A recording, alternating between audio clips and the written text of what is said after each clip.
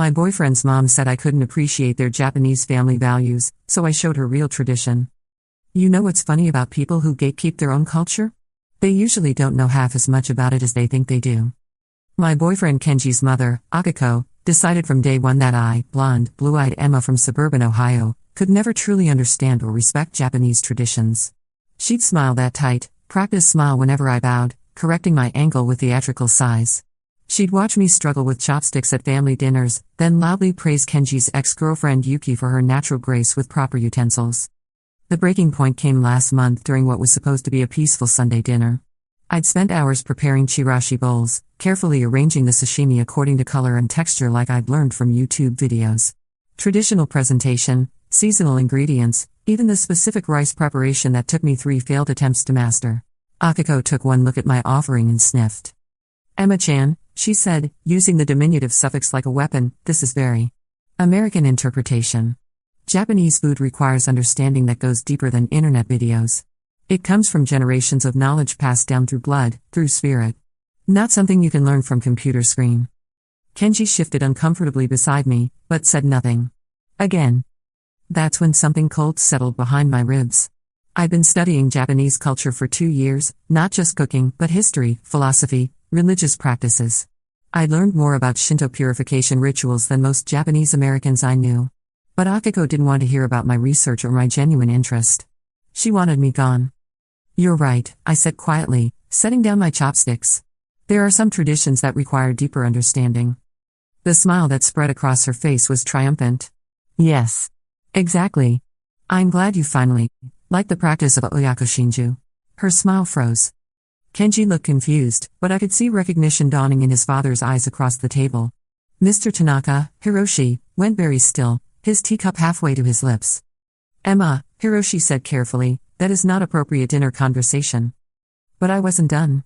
2 years of condescension, of being made to feel like an intruder in my own relationship, of watching the man I loved refuse to stand up for me, it all came pouring out in the most passive-aggressive way possible. Oh, I thought we were discussing deep cultural traditions, I continued, my voice light and conversational.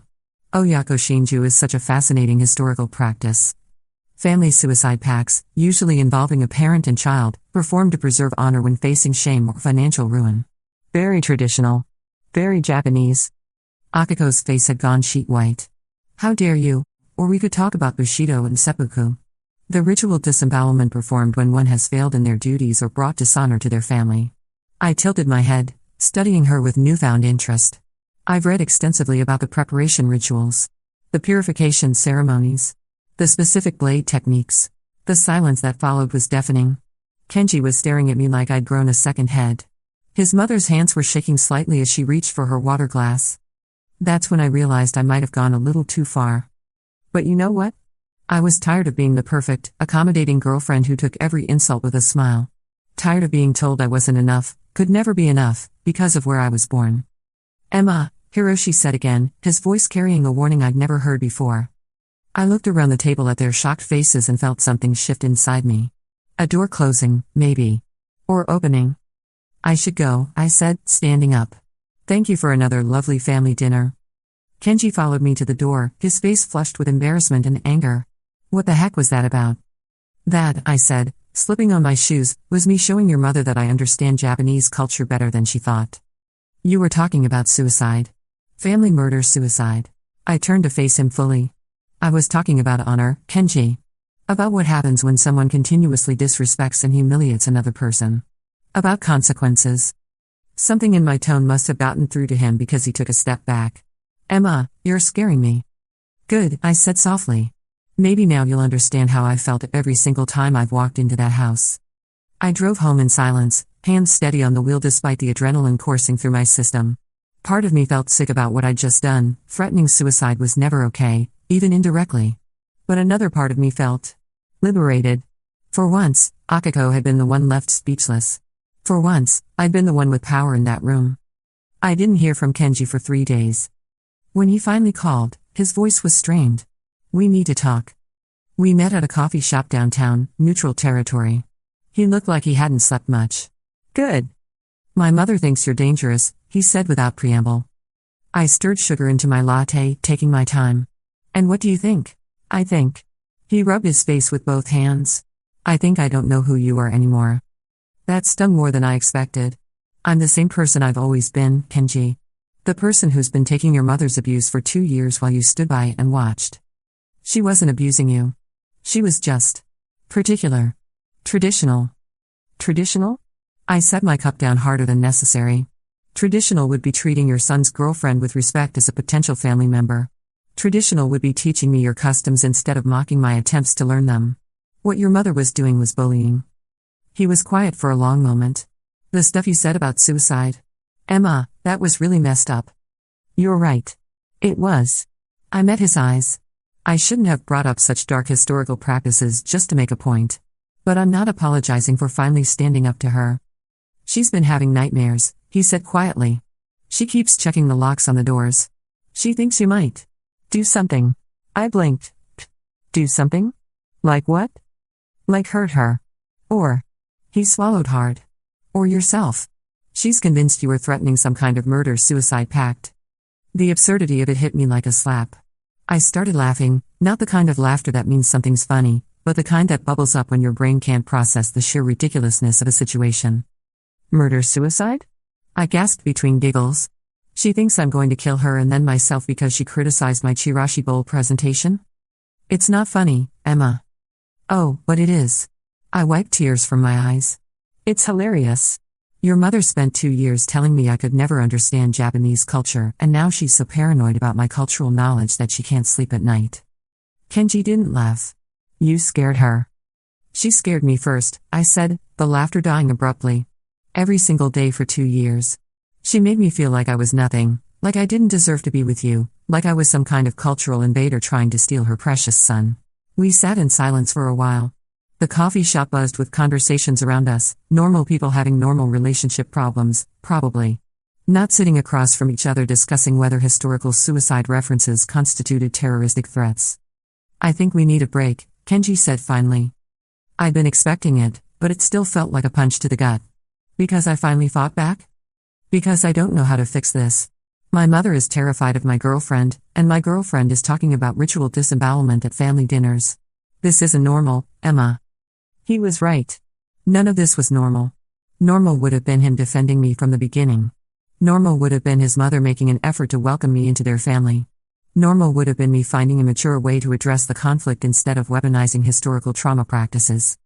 But we passed normal about 1.5 years ago. Fine, I said. A break it is.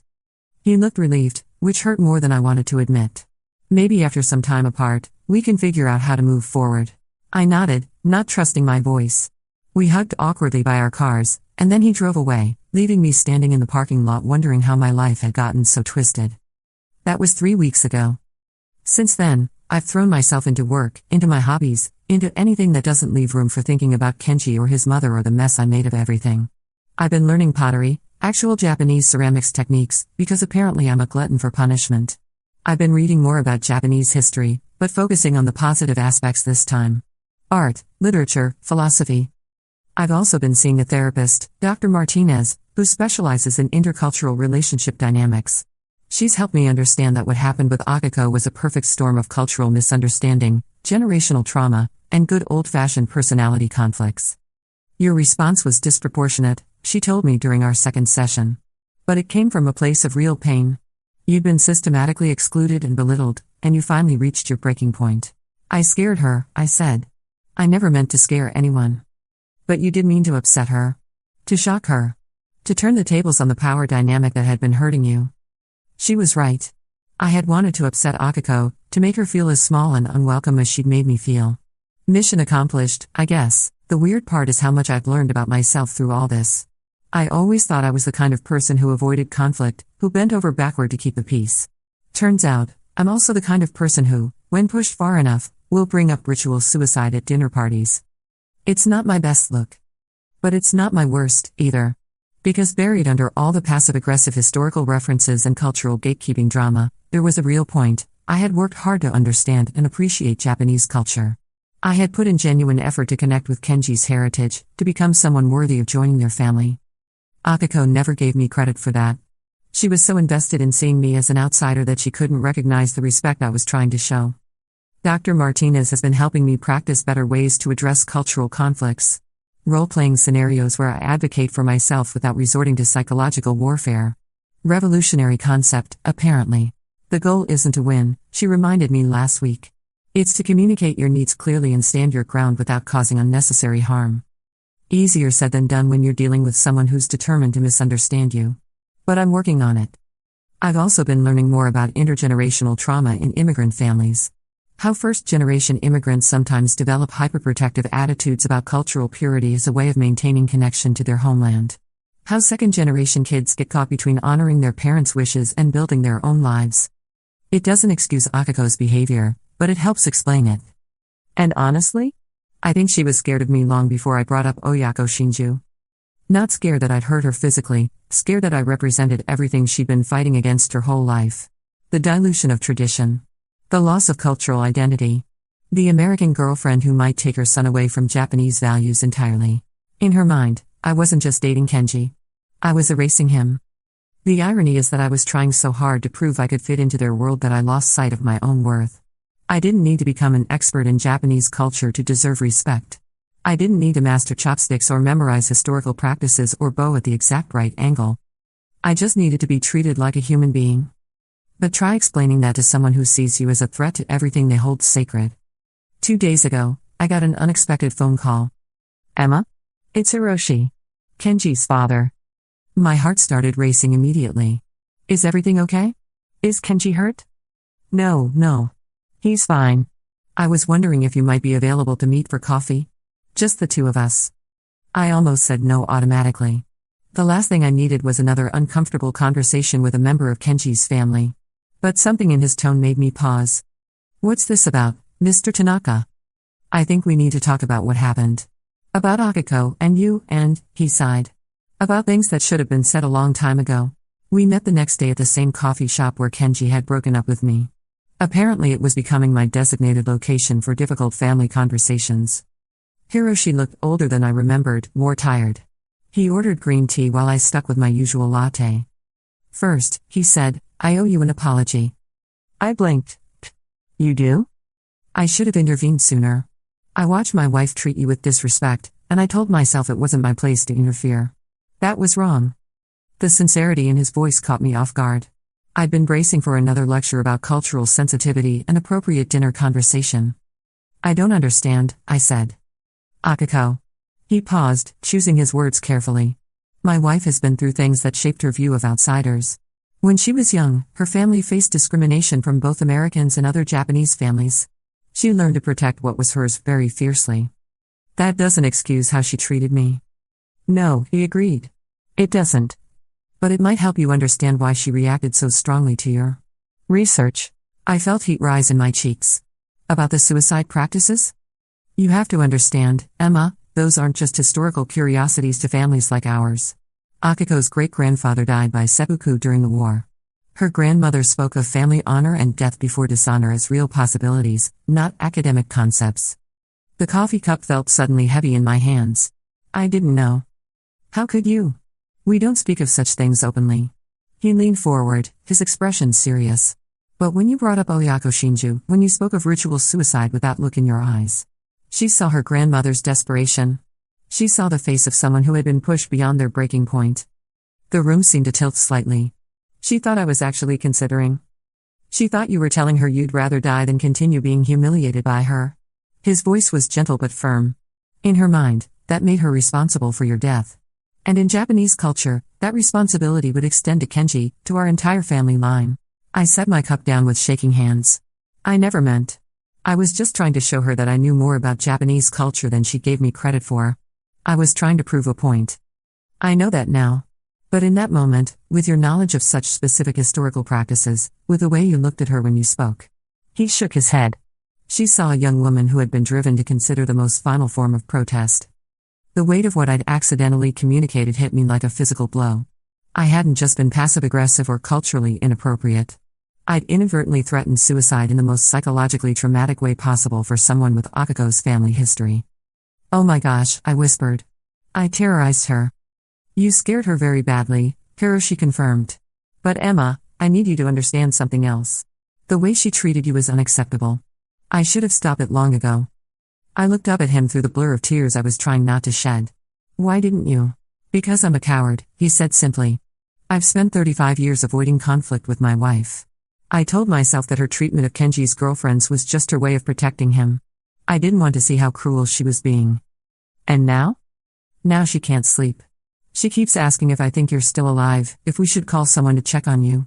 She's convinced that her behavior pushed you towards something terrible, and she's drowning in guilt. I wiped my eyes with my napkin, trying to process everything he was telling me. What do you want from me, Mr. Tanaka? I want you to know that not all of us saw you as an enemy. I watched you try so hard to fit in, to learn our ways, to make Akiko proud. I was impressed by your dedication. But you never said anything? No. I didn't. And I'm sorrier about that than you'll ever know. We sat in silence for a few minutes. The coffee shop continued its normal rhythm around us, but I felt like I was suspended in a bubble of revelation and regret. Is she okay? I asked finally. Really? She's seeing someone. A counselor who specializes in cultural trauma. She's beginning to understand that her fears about losing Japanese identity made her act in ways that went against Japanese values of hospitality and respect. I almost smiled at that. Ironic. Barry. He studied my face. Are you okay, Emma? Really? The question hung between us, heavy with implications. Was I okay after being pushed to the point where I'd weaponized historical suicide practices? Was I okay after losing the man I loved because I couldn't find a healthy way to stand up for myself? I'm working on it, I said honestly. I'm seeing someone too. Learning better ways to handle conflict. Good. That's good. He hesitated. Emma, I have something to ask you, and I understand if you say no. My stomach clenched. What? Akiko would like to apologize to you. In person. She wants to make amends for how she treated you, and she wants to express her regret for the cultural assumptions she made. I stared at him. She wants to see me? She's terrified, he admitted. But she feels it's necessary. For her own healing, and hopefully for yours. The idea of sitting across from Akiko again made my chest tight. But underneath the anxiety, there was something else. A small, stubborn part of me that wanted closure. That wanted to hear her acknowledge what she'd put me through. What about Kenji? I asked. Does he know you're here? This is between adults, Hiroshi said carefully. Whatever happens between you and Akiko doesn't need to affect your relationship with my son. Though I hope, someday, you two can find your way back to each other. I thought about Kenji, his laugh, his terrible cooking, the way he'd hold my hand during scary movies. The way he failed to defend me when it mattered most. I don't know if that's possible, I said. Perhaps not. But I believe you loved each other genuinely. That kind of connection doesn't disappear easily. He was right about that. Even angry and hurt as I was, I still missed Kenji every day. If I agree to see her, I said slowly, it has to be somewhere neutral. And I want you there too. Of course. Whatever makes you feel safe. Safe. When was the last time I'd felt truly safe around his family? Maybe never. Let me think about it, I said. I'll call you in a few days. Take all the time you need. We parted ways in the parking lot, and I drove home with my head spinning. The conversation had reframed everything I thought I understood about that terrible dinner, about Akiko's reaction, about my own behavior. I thought I was being cleverly vindictive, showing off my cultural knowledge to someone who'd underestimated me. But from Akiko's perspective, I'd been a young woman in crisis, pushed to the edge by her own cruelty, speaking the language of family death and ritual suicide. No wonder she couldn't sleep. That night, I called Dr. Martinez and left a voicemail asking for an emergency session. We met the next morning. It sounds like you're dealing with a lot of guilt right now, she observed after I'd explained everything Hiroshi had told me. I should be. I accidentally terrorized a woman who was already dealing with intergenerational trauma. I used her family's historical pain as a weapon against her. Did you know about her great-grandfather when you made those comments? No, but did you intend to reference her family's specific trauma? No, I just wanted to show her that. Emma.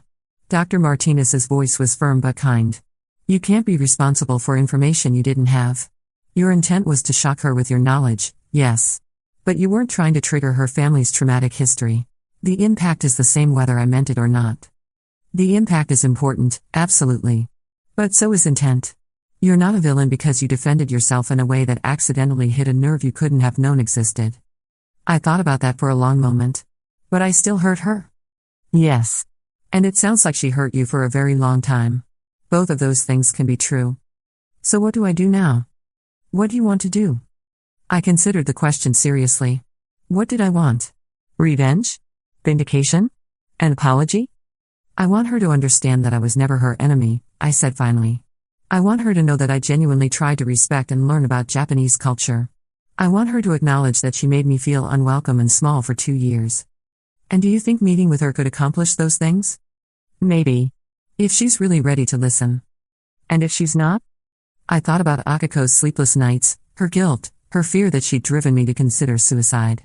Then at least she'll know I'm okay. That whatever damage we did to each other, it didn't push me over any final edges. Dr. Martinez nodded. That sounds like a compassionate reason to meet with her. Compassionate? Right, I laughed humorlessly. 2 months ago I was making jokes about ritual disembowelment. Now I'm being compassionate. People can change, Emma.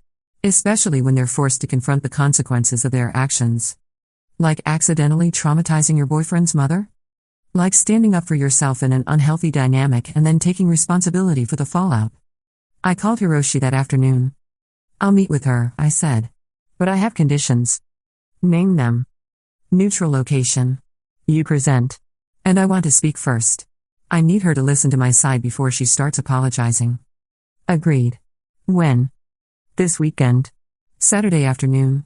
That coffee shop again, it's becoming my designated crisis location anyway. He laughed softly at that. Thank you, Emma. This means more to our family than you know. Saturday arrived faster than I wanted. I spent the morning in therapy, working through my anxiety about seeing Akiko again.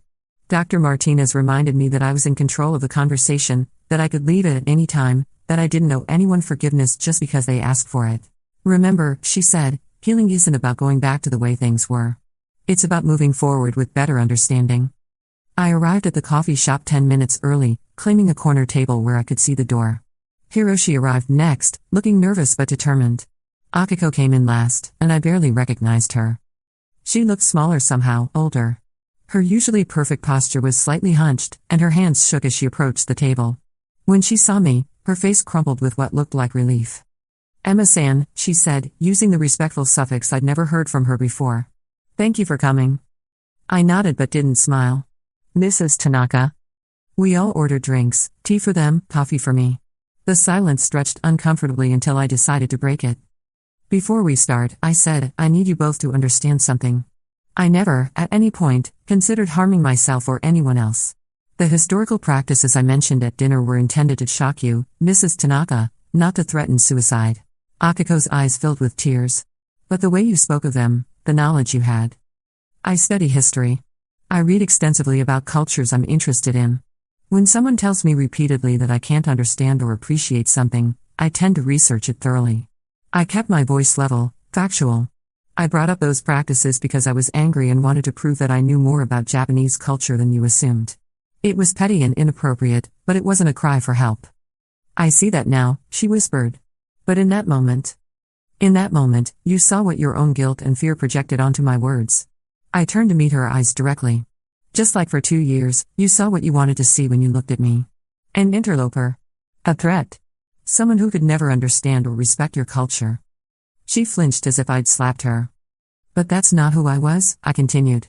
I spent countless hours learning about Japanese history, art, philosophy, religion. I practiced calligraphy until my hands cramped. I studied tea ceremony principles and seasonal cooking techniques. I learned basic conversational Japanese so I could speak with your elderly neighbors when they visited. Tears were streaming down Akiko's face now, but I wasn't done. I did all of that because I loved your son, and I wanted to be worthy of joining your family. I wanted to honor your heritage and show respect for the culture that shaped the man I fell in love with. My voice cracked slightly. But no matter what I did, how hard I tried, you were determined to see me as an outsider. As someone who could never be enough. Emma-san. She started. I'm not finished. The words came out sharper than I intended, but I needed to say everything. You made me feel like I was stealing something from you just by existing in your son's life. You criticized my attempts to engage with Japanese culture, then acted like I was appropriating something that didn't belong to me. You created a lose-lose situation where I was either ignorant and disrespectful, or presumptuous and overreaching. Akiko was sobbing quietly now, but she maintained eye contact. That dinner, when I brought up Oyako Shinju and seppuku, that was me at my breaking point. That was what happens when someone who's trying desperately to prove their worth gets tired of being treated like they're inherently inadequate. I paused, letting that sink in. I'm not proud of how I handled it. But I'm not ashamed of finally standing up for myself, either. The silence that followed was heavy with years of unspoken resentment and misunderstanding. Finally, Akiko spoke. You are right, she said, her voice barely above a whisper. About all of it. I was so afraid of losing my culture, of watching it disappear in American life, that I made you into enemy before I knew who you were. She reached into her purse and pulled out a tissue, wiping her eyes before continuing. My grandmother used to tell me stories about Japanese women who married American soldiers after the war. How they were rejected by both cultures, how their children grew up belonging nowhere. I was so terrified that Kenji would lose his Japanese identity if he chose American wife. I'm not trying to erase his Japanese heritage, I said. I was trying to learn about it. I know that now. But then I saw only threat. Young, beautiful American woman who could give him life I never could. Who could take him away from traditions I was struggling to maintain in foreign country. Hiroshi reached over and took his wife's hand. Tell her about your parents, Akiko. She nodded, still crying. My parents came here with nothing. They worked so hard to build life, but they lost so much of home in process. By time I was born, we spoke English at dinner table. We celebrated Christmas instead of proper New Year rituals. My mother forgot how to make traditional pickles that her mother taught her. I felt something shift in my chest, not quite forgiveness, but understanding. I swore I would not let that happen to my children, Akiko continued. I would preserve what my parents lost. But instead of teaching and sharing, I became guardian who pushed away anyone who might threaten what little I had left. Including people who genuinely wanted to learn, I said softly. Especially them. Her laugh was bitter. Because if you could learn our ways, if you could belong to our culture without being born into it, then what made my suffering special? What made my sacrifices meaningful? The honesty of that admission hit me like a wave. All this time, I'd thought Akiko's hostility was about cultural purity or simple prejudice. But it was really about her own sense of displacement, her fear that the identity she'd fought so hard to maintain could be adopted by others without the same cost. Mrs. Tanaka, I said, I never wanted to take anything away from you. I wanted to add to it. To become part of preserving and honoring Japanese culture in your family. I see that now. But when you spoke of death rituals, when you showed such specific knowledge of our darkest traditions. She shivered. I thought I had pushed you to place my grandmother went when discrimination became too much. To place where death seemed better than continued shame. I was never in that place, I assured her. Angry, yes. Frustrated and hurt, absolutely. But never suicidal, thank God, she whispered. I have not slept well since that night, worrying that I caused such pain. We sat in silence for a while, processing everything that had been said. Finally, I spoke. I forgive you, Mrs. Tanaka. For the way you treated me, for the assumptions you made, for making me feel unwelcome in your family. I paused. But I need you to understand that forgiveness doesn't mean forgetting. It doesn't mean going back to the way things were. I understand, she said quickly. I do not expect.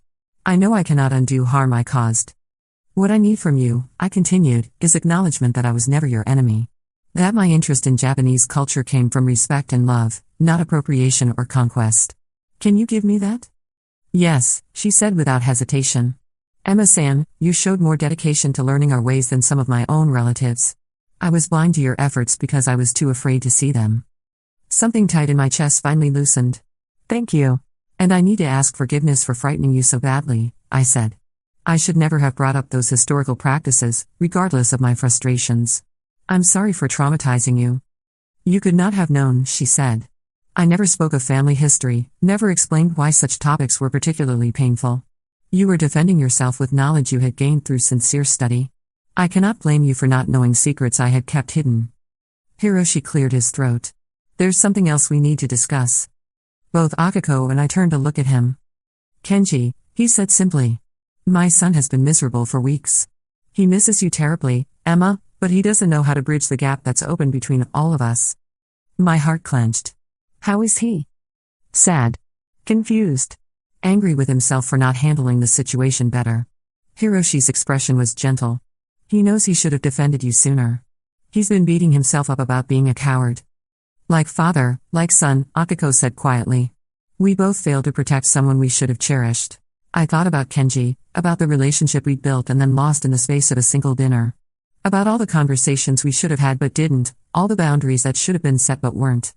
I don't know if we can fix what broke between us, I said honestly. Too much happened. Too much trust was damaged.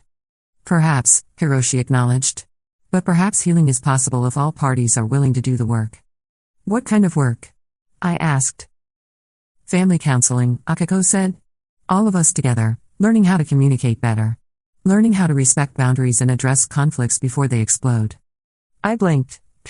You'd be willing to do family therapy? If it means making amends for the pain I caused, yes. If it means possibly welcoming you back into our family properly this time, yes. She met my eyes. Emma-san, I would like chance to be mother-in-law you deserved from beginning. But only if you want that chance too. The offer hung in the air between us. A few months ago, I would have jumped at any sign of acceptance from Akiko. Now, older and hopefully wiser, I knew it wasn't that simple. I need time to think, I said. About therapy, about Kenji, about all of it. This conversation has been healing, but it's also been a lot to process. Of course, she said quickly. Take all time you need. We will wait. We finished our drinks in more comfortable silence, the tension that had defined our relationship for so long finally beginning to ease. As we prepared to leave, Akiko reached across the table and touched my hand briefly. Emma-san, she said, thank you for giving foolish old woman chance to make things right. Thank you for being willing to try, I replied. Walking to my car, I felt lighter than I had in months. Not fixed, not completely healed, but hopeful. For the first time since that terrible dinner, I could imagine a future where Kenji and I might find our way back to each other. Where Akiko and I might build a relationship based on mutual respect instead of fear and resentment. But first, I had to decide if I was ready to take that risk again. I spent the next week talking it through with Dr. Martinez, with my sister, with my best friend who'd watched the whole relationship unfold from the beginning. Everyone had opinions, but the decision had to be mine. The question isn't whether they've changed, Dr. Martinez pointed out during our session. The question is whether you're willing to enter a relationship with clear boundaries and realistic expectations. What do you mean? You went into your relationship with Kenji hoping to be accepted unconditionally by his family. That's a beautiful hope, but it set you up for disappointment when reality didn't match the fantasy. She was right. I'd wanted Akiko to love me like a daughter from day one, to welcome me with open arms and be proud of Kenji's choice. When that didn't happen, I tried harder and harder to earn something that was never really available. So what would realistic expectations look like? Respect. Civil treatment. Recognition that you're important to Kenji and deserve basic courtesy. But not necessarily immediate intimacy or unconditional acceptance. It sounded so simple when she put it like that. But implementing it would mean setting boundaries I'd never had the courage to establish before. And what about with Kenji? I asked. How do I trust him to stand up for me next time? You don't, she said bluntly. Trust is rebuilt through consistent actions over time. If you choose to try again with him, it has to be with the understanding that he's still learning how to navigate these family dynamics too. 2 weeks after my coffee shop reconciliation with Akiko, I finally called Kenji. Emma? His voice was breathless, like he'd run to answer the phone.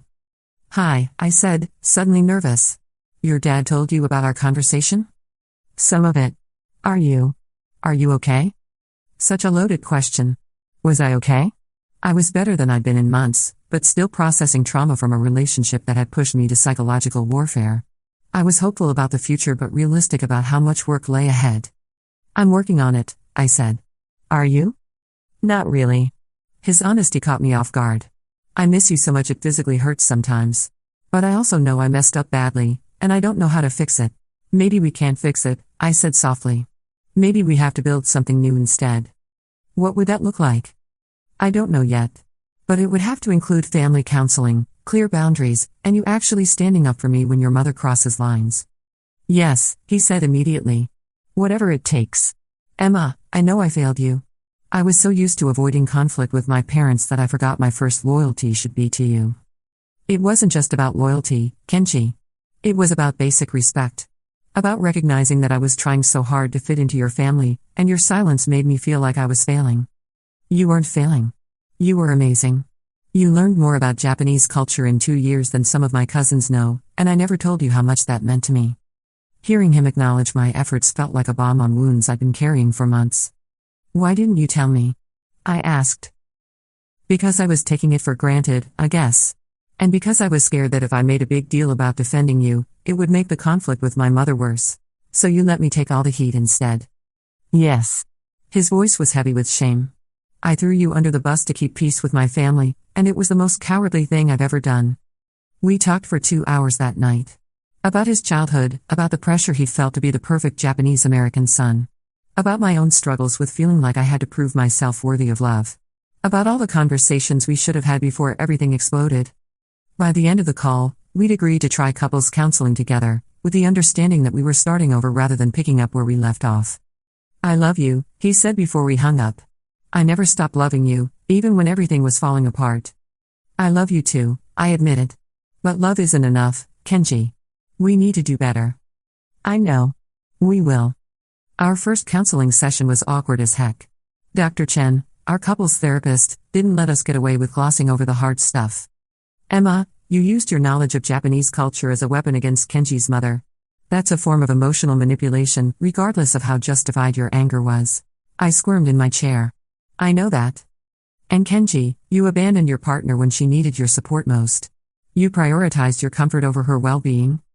I know that too, he said miserably. Good. Now that we've established that you both made serious mistakes, let's talk about how to prevent them in the future. Over the following weeks, we developed communication strategies, conflict resolution techniques, and clear boundaries for family interactions. I learned how to express frustration without resorting to psychological warfare. Kenji learned how to advocate for our relationship without destroying his family connections. Most importantly, we both learned how to apologize without deflecting responsibility. The family counseling sessions with Akiko and Hiroshi were even more intense. Akiko had to confront the ways her own trauma had shaped her treatment of me. I had to acknowledge how my research into dark historical practices had triggered her family's specific pain points. Cultural appreciation, Dr. Chen explained, means understanding not just the positive aspects of a culture, but also being sensitive to historical traumas and generational pain. So I shouldn't have studied those topics? I asked. You should have studied them. But when you chose to weaponize that knowledge, you crossed from appreciation into exploitation. It was a hard truth to swallow, but necessary. Akiko, meanwhile, had to learn the difference between cultural preservation and cultural gatekeeping. Your fear of losing Japanese identity led you to reject someone who was genuinely trying to honor and learn about Japanese culture, Dr. Chen told her. You became the barrier to cultural continuation that you were trying to prevent. Slowly, painfully, we all began to heal. Akiko started teaching me traditional recipes, not as tests to pass but as skills to share. She showed me photos of her grandmother, explained the historical context of various practices, helped me understand the emotional weight behind cultural traditions. In return, I shared my research with her, not as weapons this time, but as bridges to deeper understanding. We discovered we were both fascinated by Heian period poetry. We both loved the philosophical aspects of tea ceremony. We both struggled with maintaining tradition in modern American life. Kenji, meanwhile, stepped fully into his role as my partner and advocate. When his uncle made a dismissive comment about American girlfriends who try too hard at a family gathering, Kenji immediately shut it down. Emma is family, he said firmly. She deserves the same respect you'd show any family member. And frankly, her knowledge of our culture puts most of us to shame. The uncle apologized. To me. Directly. It was a small moment, but it felt revolutionary. 6 months after that terrible dinner, Kenji and I moved in together. Not because everything was perfect, but because we'd learned how to fight fair and support each other through difficulties. Akiko helped us choose furniture, insisting we needed proper zabuton cushions for traditional floor seating. She brought us a housewarming gift, a beautiful ceramic tea set that had belonged to her grandmother. For your tea ceremonies, she said, smiling genuinely for the first time since I'd known her. I hope you will invite me to join sometimes. I'd love that, I said, meaning it completely. That evening, as Kenji and I sat on our new cushions, drinking tea from our new ceramic cups, I reflected on how far we'd all come. Do you ever wonder what would have happened if I hadn't brought up those historical practices that night? I asked. Kenji considered the question. Honestly? I think we would have broken up eventually anyway. The underlying problems would have just festered longer. He was probably right. The cultural tensions, the communication failures, the lack of boundaries, none of that would have resolved itself without the crisis that forced us all to confront our issues. So you're saying my passive-aggressive historical lecture saved our relationship? I'm saying your refusal to keep taking abuse, even though you handled it poorly, forced all of us to deal with problems we've been avoiding. That's a very charitable interpretation. It's an honest one. He set down his teacup and turned to face me fully. Emma, you scared my mother that night. But you also showed her that her behavior had real consequences. That she couldn't keep treating you badly without eventually pushing you to a breaking point. I still feel guilty about traumatizing her. And you should. But she feels guilty about traumatizing you for 2 years. You're even. We weren't even, not really. The scales of hurt and healing would probably never balance perfectly. But we were all trying to do better, to be better, to build relationships based on honesty instead of fear. A year later, Kenji proposed. Not with a traditional diamond ring, but with a handmade ceramic piece he'd created in a pottery class, a small and perfect bowl that somehow captured everything we'd been through together. It's not much to look at, he said, kneeling in our living room. But it's made with my own hands, and it's strong enough to hold whatever we pour into it. I said yes, obviously. Akiko cried when we told her, but they were happy tears. She immediately began planning traditional elements to incorporate into our wedding ceremony, consulting me every step of the way. We must have proper sake ceremony, she said excitedly. And I will teach you to fold origami cranes for decorations. Oh, and my sister can help with kimono selection if you are interested. Mrs. Tanaka, I said, using the formal address that had become affectionate rather than distant. I would love all of that. Akiko, she corrected gently. You call me Akiko now. Or better yet, Okasan. Mother. The word hit me like a physical embrace. After everything we'd been through, all the hurt and healing and hard-won understanding, she was offering me the one thing I'd wanted from the beginning, true acceptance into her family. Okasan, I said, testing the word. It felt strange and wonderful on my tongue. She beamed, and in that moment, I saw the mother-in-law I'd always hoped for. Not perfect, not without her own struggles and traumas, but willing to love me despite my imperfections and cultural differences. Our wedding was beautiful. Traditional Japanese elements blended seamlessly with my own family's customs. Akiko wore a stunning formal kimono and spent the entire day making sure I felt honored and celebrated. My own mother, initially worried about cultural appropriation, ended up bonding with Akiko over their shared desire to see their children happy. During the sake ceremony, as Kenji and I drank from the same cup in the ritual that would bind our families together, I caught Akiko's eye across the room. She smiled and nodded slightly, a gesture of approval I'd waited 3 years to receive. Later, during the reception, she pulled me aside. Emma-chan, she said, using the diminutive suffix with warmth instead of condescension. I have something for you. She handed me a small wrap package. Inside was a delicate silver bracelet with a single charm, a tiny origami crane. This belonged to my grandmother, she said. The one I told you about, who struggled so much with American life. She would have loved you, I think. Your dedication to learning, your respect for tradition. I put the bracelet on with shaking hands. Thank you, Okasan. This means everything to me. You are my daughter now, she said simply. My real daughter, chosen by love instead of blood. As I write this, Kenji and I have been married for 2 years. We're not perfect, we still have disagreements, still struggle sometimes with cultural differences and family dynamics. But we've learned how to address conflicts before they explode into psychological warfare. Akiko and I have become genuine friends. She teaches me traditional crafts and recipes.